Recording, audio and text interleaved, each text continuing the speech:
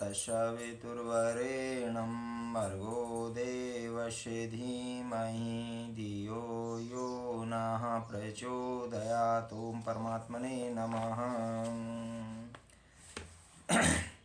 नाहं देहो न मे देहो बोधोमिति निश्चयी केवलमेव संप्राप्तो न स्मरत्य कृतं कृतं।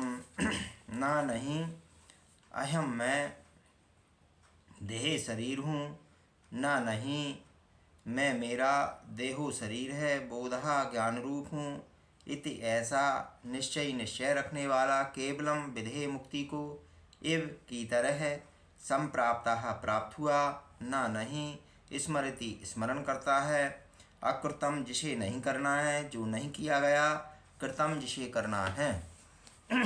मैं यह शरीर नहीं हूँ और ना ही यह शरीर मेरा है, मैं तो बोध स्वरूप हूँ। ऐसा निश्चय करने वाला विधेय मुक्ति को प्राप्त हुआ।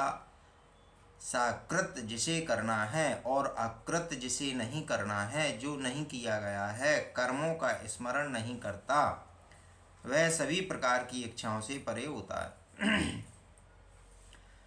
चिंता को दुखों का कारण बताने के बाद इस सूत्र में महर्षि बतला रहे हैं कि जिसे यह ज्ञान हो जाता है कि ना तो वह शरीर है और ना ही शरीर उसका है, वह कृत तथा अकृत कर्मों का स्मरण नहीं करता। वह अपनी इसी बात को स्पष्ट रूप से समझाते हुए आगे कहते हैं कि जो आत्मज्ञान को प्राप्त हो गया है, वह स्वयं को निश्चित रूप से आत्मस्वरूप चैतन्य आत्मा ही मानता है। उसका शरीर से नाता टूट जाता है। इस कारण ज्ञानी ही ऐसा कहता है कि मैं शरीर नहीं हूँ, आत्मा हूँ।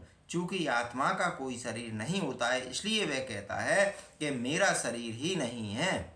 ज्ञानी मनुष्य को ही ऐसा निश्चय पूर्वक बोध होता है, जिसके कारण वह केवल को प्राप्त हो जाता है। जो ज्ञानी केवल को प्राप्त हो जाता है, वह स्वयं को आत्मस्वरूप मानता है, जिसके कारण वह किए और न किए कर्मों को याद नहीं करता, क्योंकि जो कार्य किए गए हैं वे शरीर के द्वारा किए गए हैं और जो बिना किए हुए कार्य रह गए हैं वे सिर्फ विचारों तक ही सीमित हैं, वे मन की सीमा में आते हैं। अतः दोनों का ही आत्मा से कोई संबंध नहीं होता है। यही कारण है कि आत्मज्ञानी कृत और अकृत कर्मों का स्मरण नहीं करता है।